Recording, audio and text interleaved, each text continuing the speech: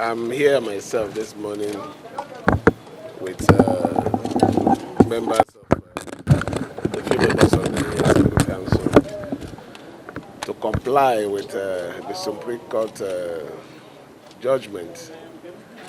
Before my arrival, I've already made several attempts by phone call to reach the Speaker and other members.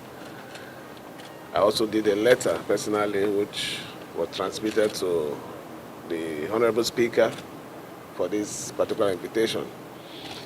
But it's unfortunate that at the gate, you can see that the place is completely sealed and there's no sign that anything is going to happen today. The reason why we're doing this, I've always said it, is the interests of our people, which is the most important thing. Well, I don't think there's anything to worry about. Maybe they are working on their letter.